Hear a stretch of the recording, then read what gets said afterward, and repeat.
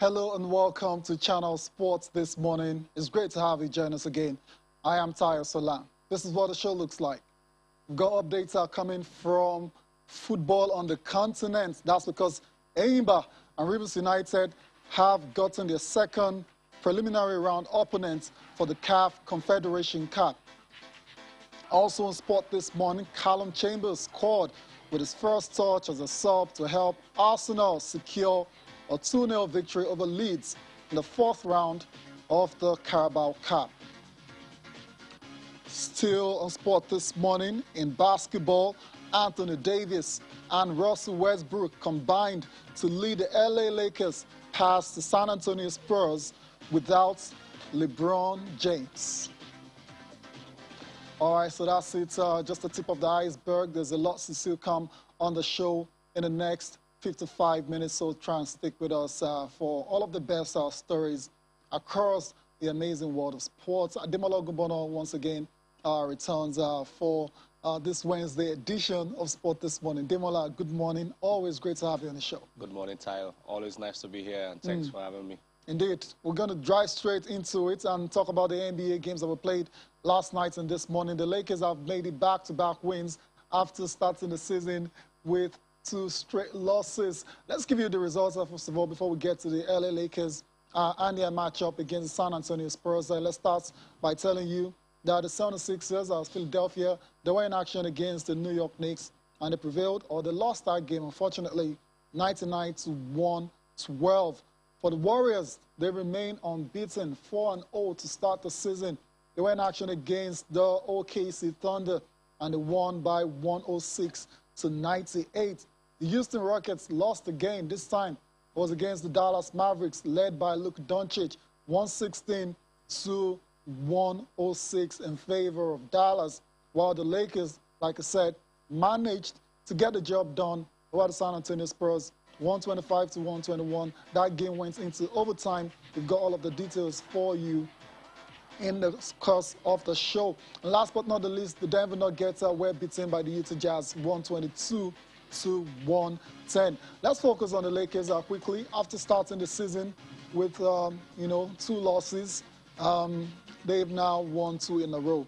This time around against the San Antonio Spurs was a very, very difficult game, made difficult by the fact that LeBron James didn't play this game because of injury. They were being very, what's the word now, taking precautions. So they didn't want to risk LeBron James in this game. So it was always going to be difficult against a very young and hungry San Antonio Spurs side.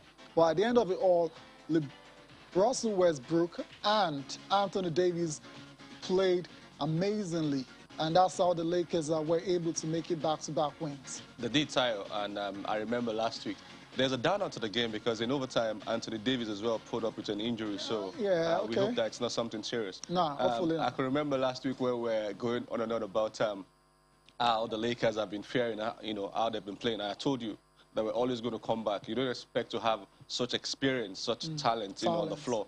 And I knew that at some point they would get their tactics spot on. And yes, it was tough for them because I think they lost the first, 3 quarters, the first quarter, second quarter, and then the third as well. It was in the fourth quarter that they were able to pull away. Yeah, and then took the game to overtime, which they eventually won.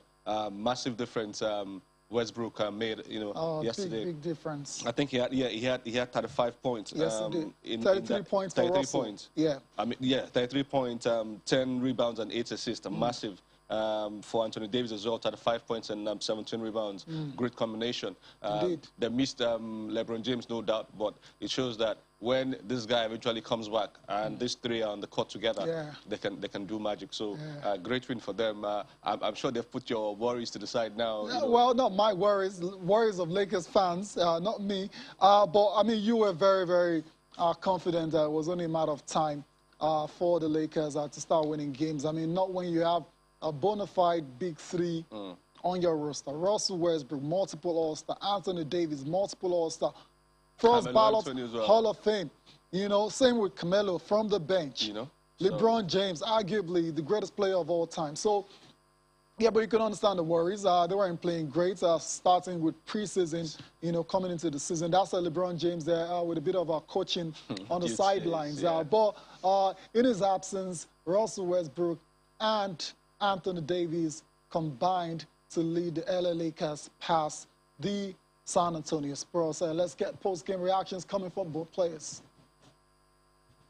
No LeBron, no problems for the LA Lakers. In LeBron's absence, Malik Monk started and finished with 17 points, 4 for 10 on 3-pointers. Let's play thoughts for the San Antonio Spurs. A young side. It's basically a new era for the San Antonio Spurs. Growing up, you watched Tim Duncan, Tony Parker, and Manu Ginobili leading that side to amazing things in the NBA championships. But that's no longer the case now. It's pretty much a new era. All of those guys are gone now. Those are legends. Legends of basketball. I remember Ginobili, fantastic player. Duncan as well. They were great for Spurs. Won a couple of rings here and there, It's good to see these new guys coming on. But we wait to see if they can match up to what these greats have done. Indeed. It's a big boot to fill up our time.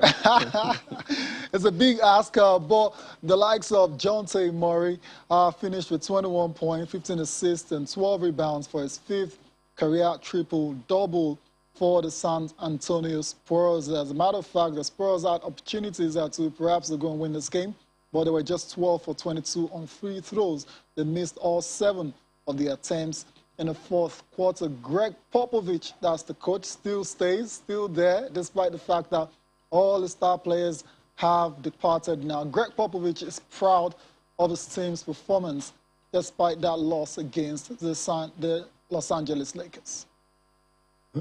We'll see what they can do. Next up for the Spurs is against the Brooklyn Nets, of course, parading the likes of Kevin Durant and James Harden. All right, that's it for the NBA, but before we leave, let's tell you about the top performers on the night. Just the 2 of them on the show, and they are teammates, starting with Anthony Davis, 35 points, 17 rebounds, and 4 assists for the LA Lakers in that overtime win over the San Antonio Spurs. And the other guy is Russell Westbrook, by far his best performance in a Lakers jersey, 33 points, 10 rebounds, and 8 assists, just too shy of his customary triple-double. But it's only a matter of time before that becomes a regular occurrence again for Russell Westbrook. So that's it for the NBA for today. Of course, you can always join us tomorrow for more updates on the National Basketball Association. Let's go from the basketball courts now to the tennis courts. It's Vienna. That's where it's going down. That's where the best tennis players are right now. And we have news concerning Alexander Zverev. Alexander Zverev is through to the round of 16 in Vienna after taking out Filip Krajinovic in their matchup in the 2nd round. After winning the 1st set, number 2 seed was a breakdown in the 2nd at 3-5 before powering through to win the next 4 sets to seal victory over Krajinovic. Zverev has now won 21 of his last 23 matches, stretching back to his gold medal at the Tokyo 2020 Olympics. So this is a player that is bang on form. And any other result against Krajinovic, who is a decent player, would have been a bit of an upset. Yeah, it would have been. It wasn't surprising for him winning straight sets, coming up from the back of the Olympics where he won gold. He's been in fantastic form, top performer. Yes, indeed. Of course, you expect him to go further in this tournament, but then surprises do happen. But for Zverev, I think he's been in combative mode. His form has been absolutely top-notch. Yep. And we'll wait to see how far he progresses in this tournament. Fingers crossed for how it pans out for Alexander Zverev. Like I said, is arguably the most informed player on the ATP Tour right now. And that was the winning, that was the match points for Alexander Zverev. He's going to take on Australia's Alex de Minaur in the round of 16. That's for a place in the quarterfinals. Zverev and de Minaur have played 5 times, and the German has won 4 of their matchups. So that kind of gives you an idea of who's likely to come out tops in that game. But like sports in general, it's not mathematics. You still got to turn up and win the game. Let's leave Zverev and go to Stefanos Tsitsipas. Stefanos Tsitsipas is also through to the round of 16. He took on a player who's been in decent form recently. I'm talking about Grigor Dimitrov. But Tsitsipas had to show a lot of fighting spirit, a lot of character in this game to advance into the round of 16. The world number 3 defeated Dimitrov 7-6, 6-4, but it wasn't an easy win at all if you watched that game because Dimitrov had 3 set points in the first tie break, but Tsitsipas took the fight back to take the set. So, you know, Demola, a lot of these players, they're playing certain games, things are not going their way, and they have to show that character, they have to dig in, they have to hang in there until the next opportunity comes, and that's exactly what Tsitsipas did in this game against Dimitrov. Dimitrov had 4 break points in the match overall, but failed to take any of those chances. So it was a tale of missed chances, missed opportunities for Dimitrov. And what do you do as a good player or as a great opponent? You take advantage of them. It, and that is what Tsitsipas did, saving 3 set points. I mean, I think that was the difference big. there. And, you know, of course, Dimitrov gave it a very, very good fight. He's a very tough opponent as well. Yes, he is. You know that when it comes to play, he always, you know, puts his best foot forward. But Tsitsipas just shows the champion, you know, in him. And saving 3 set points to win that match. Credit to him. Credit to him. Great match it was. Yeah, it was indeed a great match. Stefanos Tsitsipas has won 2 titles this season, and will look to make it title number 3 when it takes on Francis Tiafoe in a round of 16 for a place in the quarterfinals. Still in Vienna, let's talk about the new British sensation. Not exactly new, because it's been around for a while now. Cam Norris, the guy, is the new British #1. He was in action as well, so remember I went all the way Indian Wells just last week. He was in action against Martin Fucsovics in the round of 16, and was Norrie that prevailed in that particular game. Dominated on both first and second serves throughout the match and took 4 break points. After a tough opening set, Fucsovics struggled in the second to see Norrie take the win 7-6. And 6-1. Norrie is now going to take on Canada's Felix Auger-Aliassime for a place in the quarterfinals. I like Norrie. You like Norrie? I like Norrie as well. I like how, you know, he has been playing. Yeah. There's something about the British tennis right now. Yeah, it's really a renaissance. They must be doing something right there. We've seen a change of guard pretty much in both the men's and the women's. Raducanu is the #1 now for the female, taking over from the long-standing Joanna Konta. Yeah. Now we have Cam Norrie taking over from Dan Evans. So they must be doing something right. They must do something right. And I'm really, you know, I'm a fan of his. I like the way he's been playing. Is it because he's lefty, or what do you like about... His overall play, his tenacity, yeah. You know, he goes there and gives it his all. And credit to him, you know, going to the next round. So I hope that he can go further. Of course, you know, tougher test awaits him, you know, as he progresses in the tournament time. Of course, tough test awaits him. You can see the caliber of players still in this competition. Tsitsipas, Zverev, you know, and the likes, Auger-Aliassime. So we'll see, fingers crossed. But the thing now is continuing. He is definitely still powering on at the Vienna Open. Let's go on to the Australian Open and tell you about this competition that's creating, you know, confusion here and there about the stance on the COVID vaccination. One day you're hearing no vaccinated players allowed. The next day you're hearing they're going to be allowed if they can get exemptions. The other day you're hearing they're not allowed again. So it's been back and forth, back and forth. And you can tell that they are actually torn. I mean, the organizers, the Victorian state itself, Australia as a whole, they are really torn on this very, very delicate matter. First of all, I'd say that Australian Prime Minister Scott Morrison said unvaccinated players will be allowed to enter the country to play the Australian Open in January if they undergo a mandatory 2-week COVID-19 quarantine. The Prime Minister's statement is good news for tennis Australia, who wants Serbia's world #1 Novak Djokovic and other top players whose vaccination status is unclear to be able to compete at the Grand Slam event. Let's take a listen to Scott Morrison as the PM of Australia talking about why and how unvaccinated players can be allowed into Australia for the Australian Open. Well, the same rules have to apply to everyone. If I wasn't double vaccinated, when I got home from Glasgow, I'd be doing 2 weeks of quarantine in Sydney. So the same rules apply to everyone, whether you're a Grand Slam winner, a Prime Minister, a business traveller, a student or whoever. Same rules. The states will set the rules about the quarantine as they are. Yeah, that's the rule. That's the rule that applies where they have those arrangements. There are many people who still come to Australia at the moment under particular arrangements, but if you're not vaccinated, you'll have to quarantine in Victoria.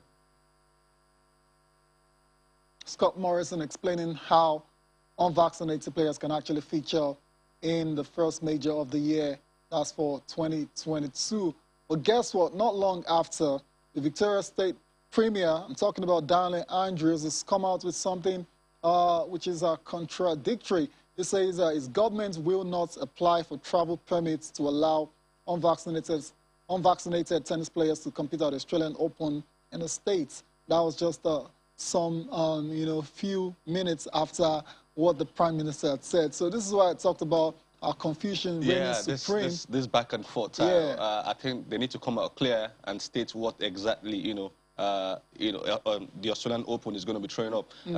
Yesterday, I was still, watching news when they mentioned that if you are unvaccinated, they're not going to stop you, but you have to quarantine for the 14 days. Exactly, 2 weeks. Hard quarantine. Yeah, and now they're coming up and saying that you won't be allowed in. They need to be clear. I know that the Australian Open is a big tournament. Yes, they don't want to miss the superstars, the big players not coming through. They want the fans, as well, to enjoy the tournament, as it were. But then they need to state clearly, their position on, the vaccine or not. Okay.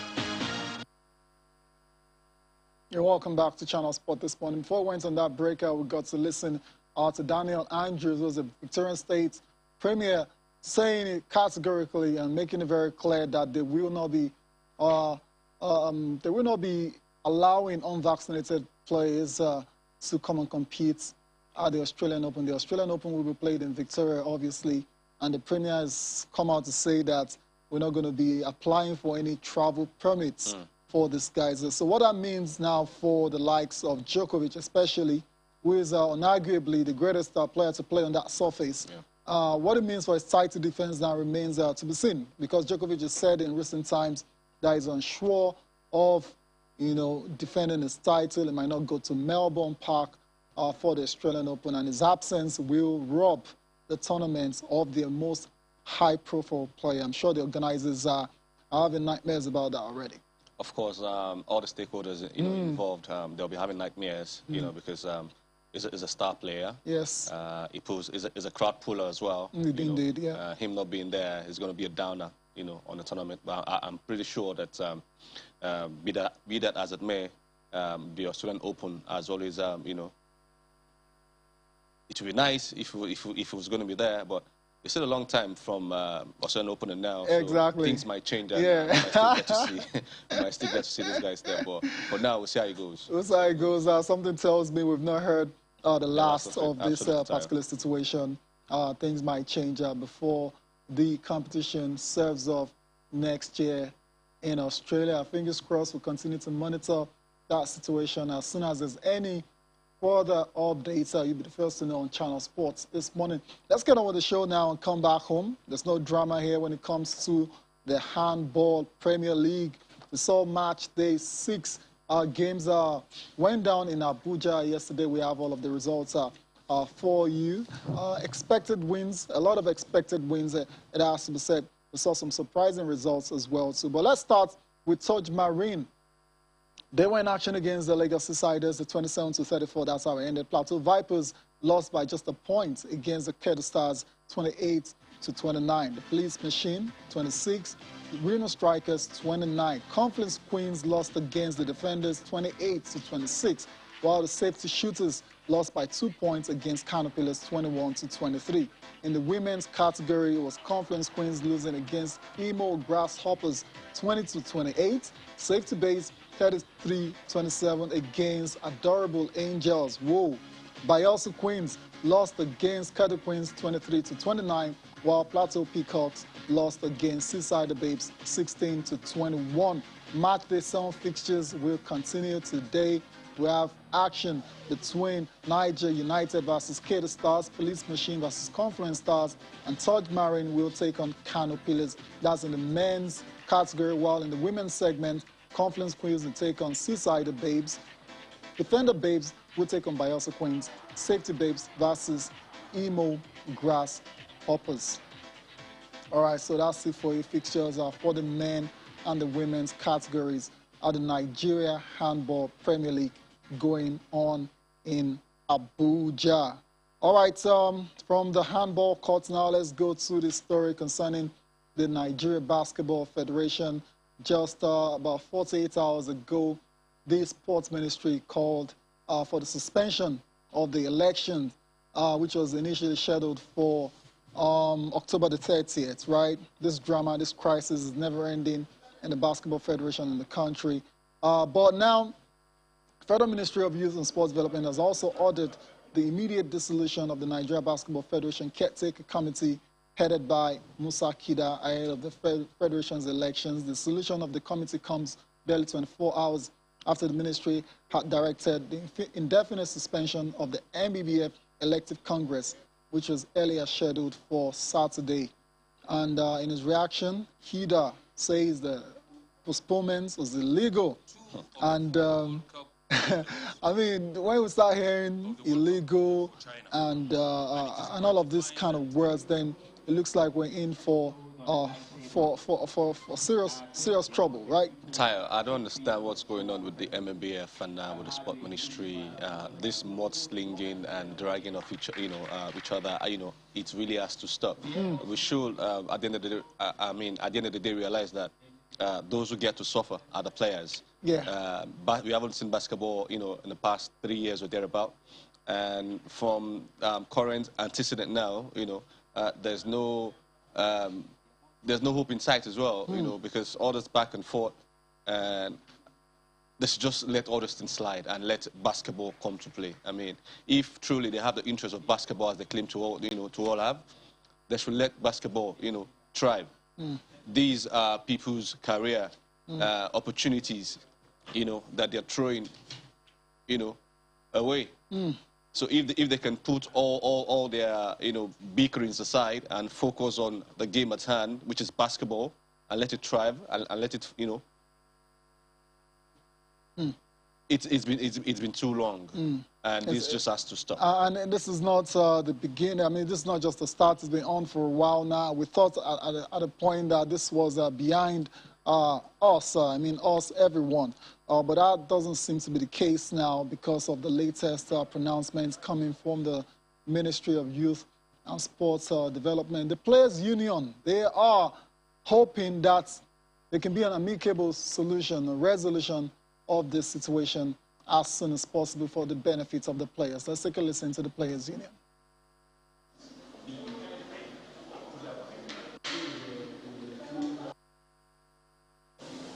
The former president or former caretaker committee, Engineer Musa Kida, will stop parading himself as a caretaker chairman so as to allow for a fair playing ground.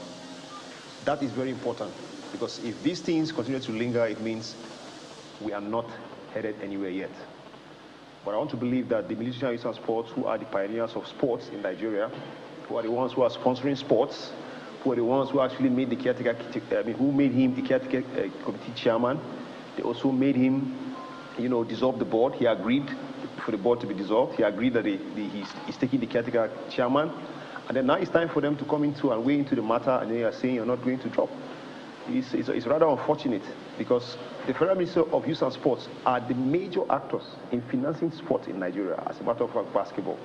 So if this is done, then we're in for someone who wants to enforce himself on us and probably be a dictator, which Nigerian basketball players and its stakeholders will not sit back, fold their hands. We so desire that our league be brought back to us at the end of all this brouhaha, that our national leagues be brought back to us, our age group games be brought back to us. I'm talking about under 16, under 18, under 21, as well as the female Premier League games that we have so missed in this country. Players are representatives right there, hoping that there can be a solution, a resolution of this impasse involving the Nigerian Basketball Federation so they can do the election, so we can know who's the leader and who's about to take basketball to the next level, who's about to take basketball forward. And like Demola said, the people that will suffer the most are the players. We already know what is going on in the country. There's been no basketball league for God knows how long now. The women haven't played as well. We're supposed to play this year. This year is pretty much done. They put together something for the guys, but we know that wasn't an ideal situation at all. We're still waiting on them to complete that particular tournament. And internationally, there's a World Cup qualifier early next year for D Tigress, and we already know their issues already. They are actually, they've come out to, of course, we've seen all of the videos, and they've come out to pretty much say they are not feeling how they're being treated by the Nigeria Basketball Federation. But as it is right now, there's even no federation. So what are they going to talk to? What are they going to talk to going forward? I mean, here's Kida still saying that the election is going to go on in Benin at the end of this month. Hey. The ministry is saying something different. Wow. It's saying that the purported postponement was illegal and a direct usurpation of the powers of the MBBF Congress as enshrined in the 2019 MBBF statutes. Yeah, so this back and forth is just like the representative is saying there. The lingering has been, the bickering has been going on for too long. Too long. All the powers that be should just shed their swords and make sure that they do what is right by basketball players who haven't played. Some of them are possibly breadwinners for their families. Indeed. And this is all they know, and they haven't played for years. Yeah. Wasted opportunities, wasted time, wasted effort. If truly they love basketball as they claim to do, I think they should just do what is right for basketball. Put all your egos aside, put all your whatever it is, put them aside Egos. and let these boys play. Egos, personal interests, all of those things. It's of your style. It's of your style. Anyways, that's it for now on the Nigeria Basketball Federation. We will continue to monitor that situation as well too. And whenever there's any different updates, you will be hearing on sports this morning. Let's leave that drama and go to the continent now, talking football, and tell you about the CAF Confederation Cup, where Rivers United and Eyimba now know their opponents for the final round of qualifiers for the CAF Confederation Cup. For Rivers United, they'll be taking on Al Masry of Egypt. And usually whenever you hear teams from Egypt, you get a bit worried for Nigerian sides, right? But it is what it is. They're going to have to find a way past the Egyptians. And for Eyimba, they'll be taking on Al Ittihad of Libya. So I'll ask you, who's got a tougher opposition? I think for me, Rivers United. Rivers, yeah, looks like Rivers. Rivers United for me. The fact that they're playing at home first and then going away against an Egyptian side, always going to be difficult. But I've been hearing people talking in so many quarters that what Rivers need to do is at least get a win and goes in double digits. And go over there, go and, like we say, look up. Park the bus, or what? You park the bus and go and die. Hopefully, though. But that's easier said than done, though. But I mean, that's a straight, that's the right approach. Get a very good win right here in Port Harcourt. Perhaps without conceding an away goal, then go over to Egypt and park the bus or do whatever you have to do to get. The qualification into the group phase. But I agree totally. Rivers United, they seem to have the bigger task against Al Masry. We saw how they struggled as well recently in their past games. For Eyimba, they'll take on Al Ittihad. We cannot afford to underestimate Al Ittihad. They're one of the best sides when it comes to Libyan football. They're a very good side, well supported. But it's Eyimba, for crying out loud. Eyimba, two-time champions on the continent, for CAF Champions League. They haven't won this competition before, but we've seen them under Finidi George. And it looks like, of course, it's been a decent start to his tenure as coach. They've won 2 games against the Senegalese side, 4-0 on aggregate.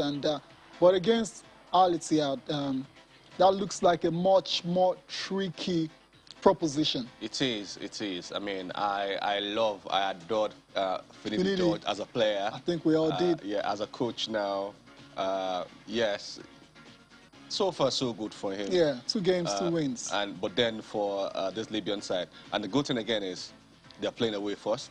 If you can go there, get a decent result, you come back home, you know that yes, they've been there, they've done that before. They've won this, but it's been so long time, almost 20 years now. They're about that we've won back-to-back or been in the finals of the CAF Champions League. This is not even the CAF Champions League. This is a CAF Confederations Cup. We have no representative again in the CAF Champions League. Yeah, which is a bit of a shame, but it is, and it speaks volume of where our league is. Speaking of our league title, that's another different topic. Leave it for another day. But let's see if these 2 guys can go there and represent the country. You know, as we know that that they can perform. It's going to be tough. It's going to be difficult. It's a tough task, to ask.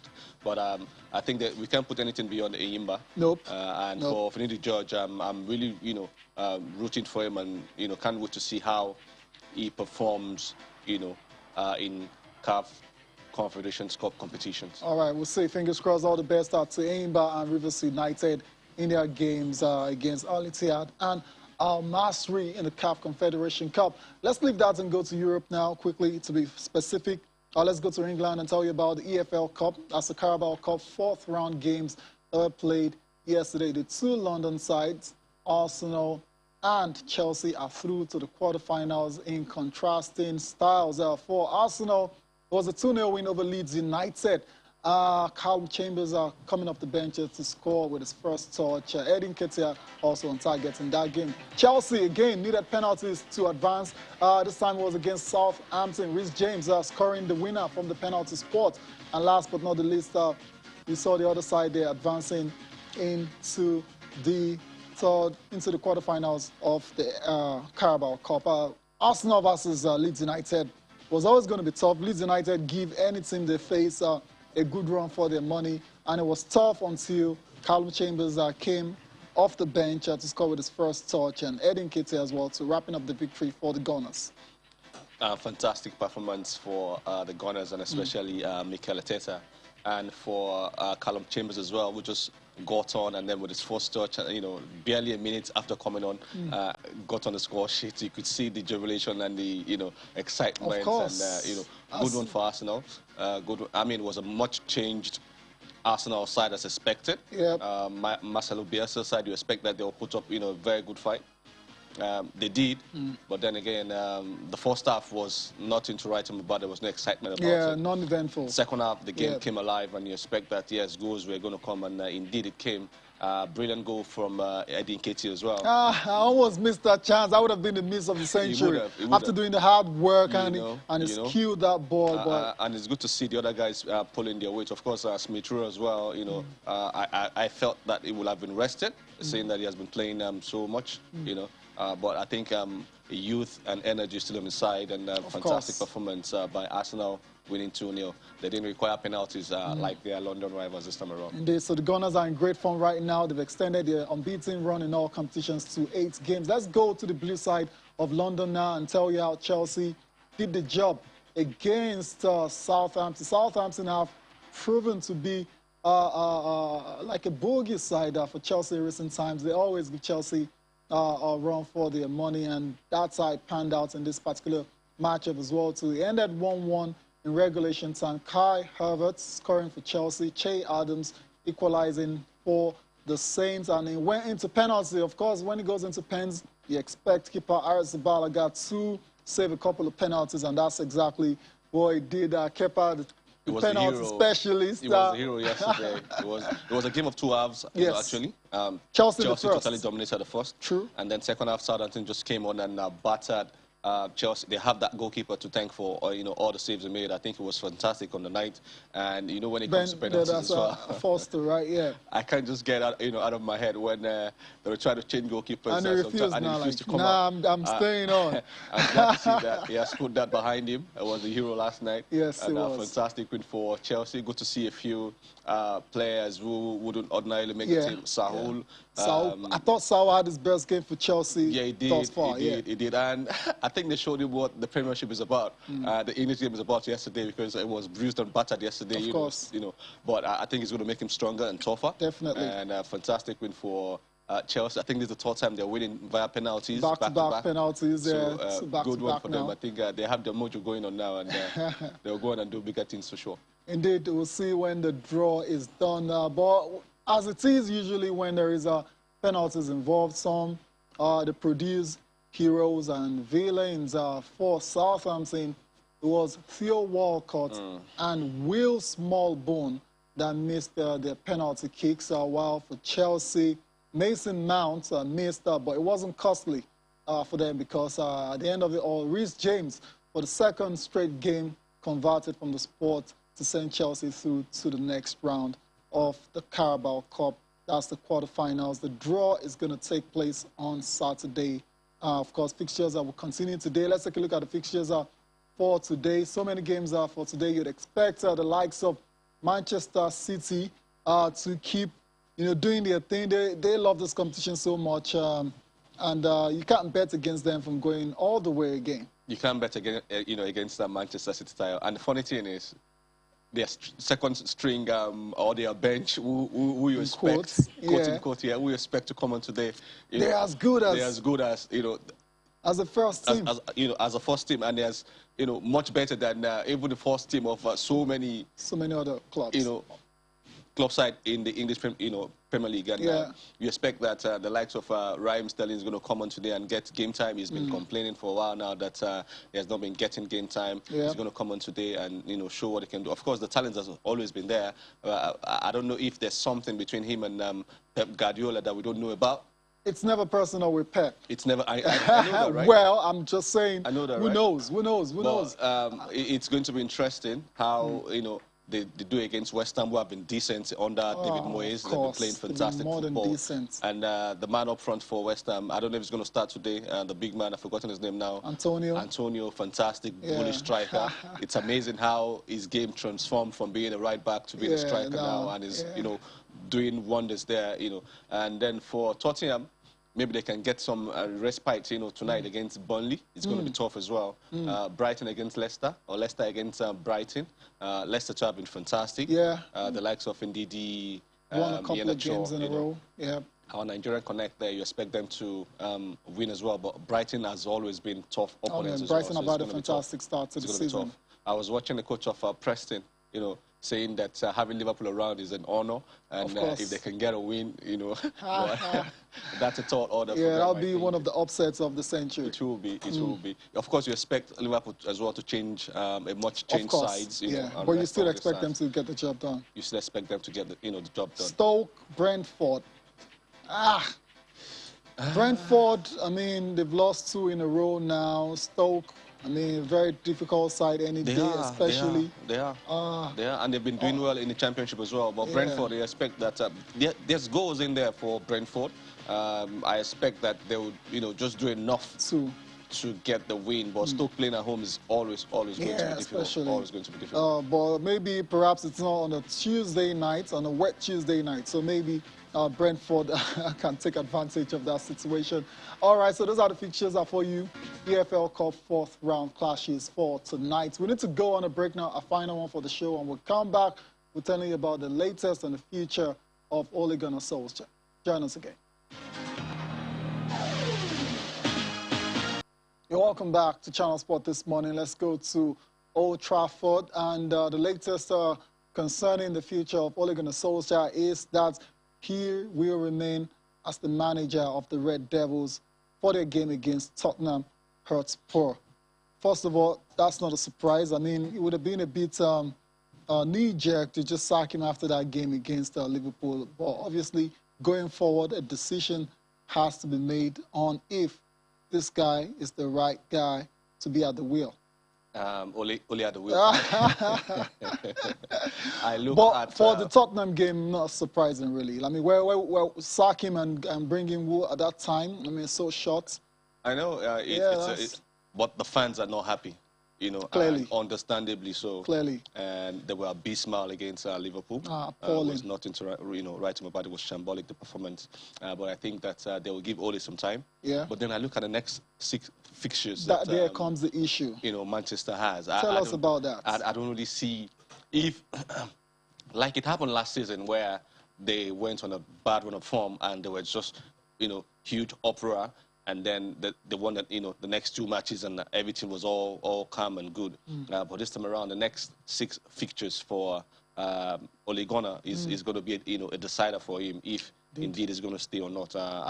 It would have been a knee-jerk reaction, sacking him against that. After Liverpool, yeah. If they had done that, I wouldn't have been surprised, because it was just for a club like Manchester United. But I think history has shown that in October, Manchester United always get, massive drubbings over time. Yes, all their biggest losses have come in the month of October.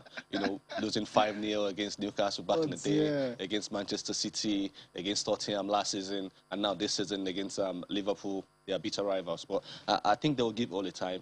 But then the next 6 fixtures, like I said, is going to be, really decisive. Really tough. They have Tottenham in there, they have Man City in there, they have Atalanta in there, the Champions League. I think they have Chelsea somewhere in there as well, and Arsenal. So it's going to be difficult, Tyre. If you can get 4 out of the next 6, which I think is going to be difficult, but I think Manchester United are a club with pride, and they have decent players. I don't know, they have decent tools. They have good players, more than decent players. It was just like Chelsea under Lampard as well. The tools were there because it was when the new coach now, what's his name again? Tuchel. When Tuchel came around, that you saw that, yes, they have decent players. The tools are there. It is how the manager, tweaks the team that will now, get to show if truly they are decent side or not. But I'm hoping that the players as well, they'll feel, like they need to push. And I don't think they're fighting for each other enough. There's just so much a coach can do. The onus falls on the players as well. If Ole is demanding much from these guys, I don't know, because I don't think if a coach like Conte were to be coaching this side, they'll be doing a lot better. Doing what they're doing. I'm sure they'll do a lot better, because Conte is a very demanding coach. But then Ole Gunnar Solskjaer, I'm hoping that, he will keep his job. I mean, he's a Man United legend. They love him there. But hey, if you're not getting the results, fans are always going to come against you, Tyre. Indeed, no matter your legendary status, football is about results, and it's been a terrible run of form for Manchester United this season in the Premier League. They're not playing well. They're not winning. I mean, sometimes you can win games without playing well. Sometimes you play well, you don't win, and fans might understand that, but they're not doing that. They're not doing that. Neither. If players see, I mean, if fans see the fight in there, that yes, you're not just giving up. I mean, you don't go 4-0 down in the first half against Liverpool. I mean, come on, that's the biggest rival. You don't do that. Happen. There's no justification for that at all. So I'm hoping that, yes. But mine is, like I mentioned, they're a club of pride.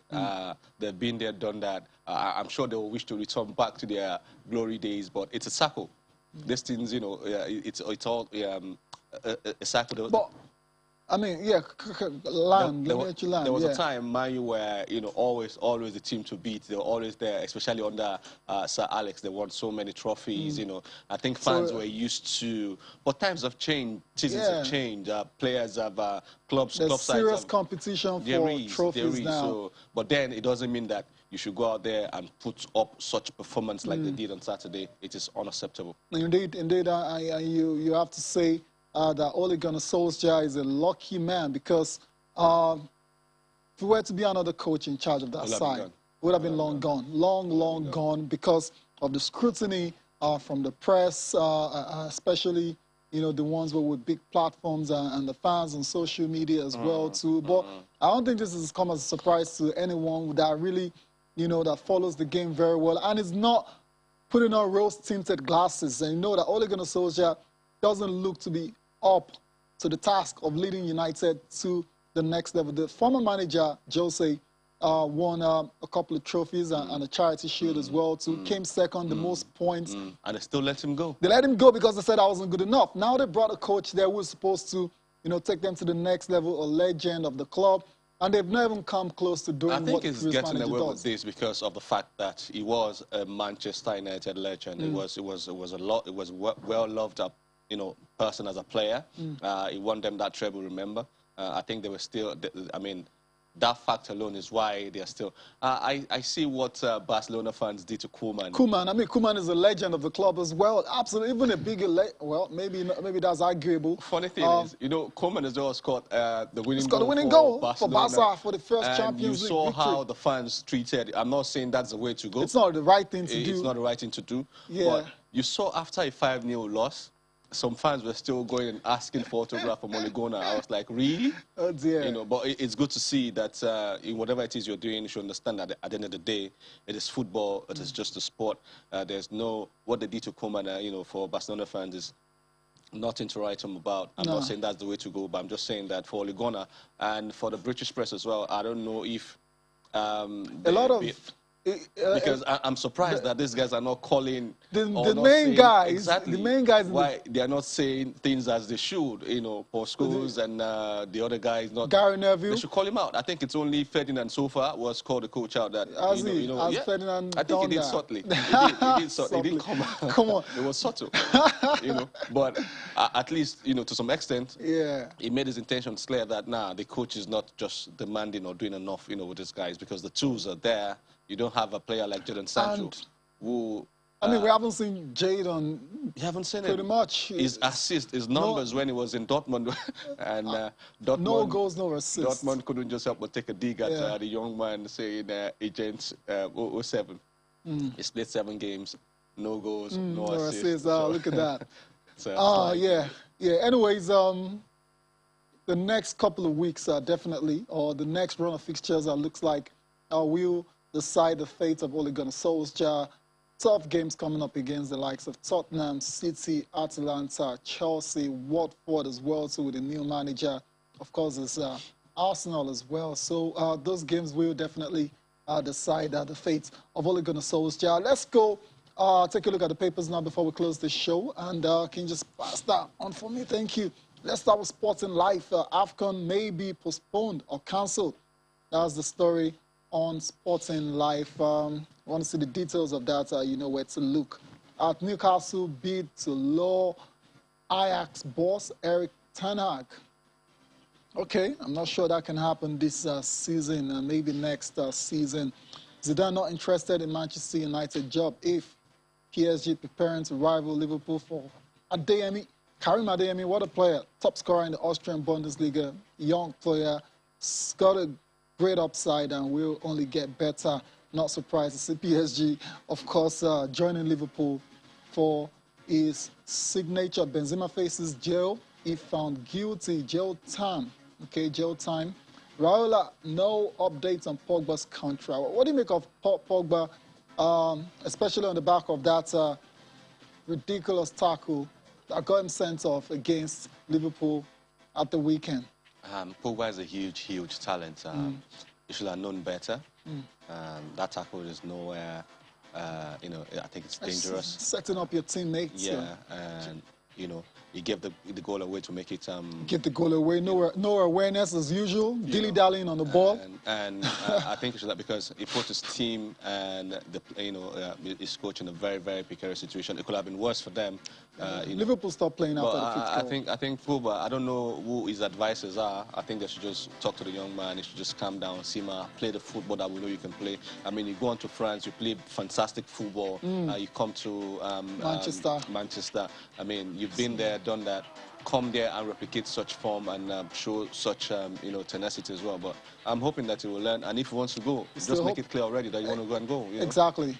Don't make life difficult for the coach or your teammates as well. And for the second time in a row now, Pogba has found himself on the bench in 2 crucial games for Manchester United against Atalanta and now against Liverpool. So that tells a story of what is going on right now. Let's go to Sporting Life. That's our last paper. Sporting Sun, rather.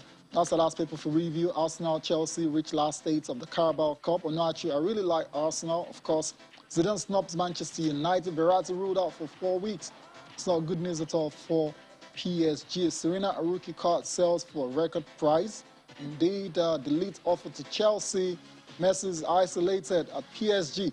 That's according to Henri. Osimhen ranked Serie A fastest star. Real Barca cool interest in Rudiger. Barca pushes for Dembele new deal. Really? I thought they wanted to get rid of Dembele. Igalo rejects Super Eagles' return. Indeed, it returns to Leicester training. Great news for the Super Eagles and Leicester, of course, and Sport Ministry disbands NBBF caretaker committee. That's it for the papers, and that's it for the show as well, too. Demola, always a delight having you on the show. Your analysis is always greatly appreciated. Thank you for having me, Taya. Thank you all for watching as well. Enjoy the rest of your day. I am Taya Salam.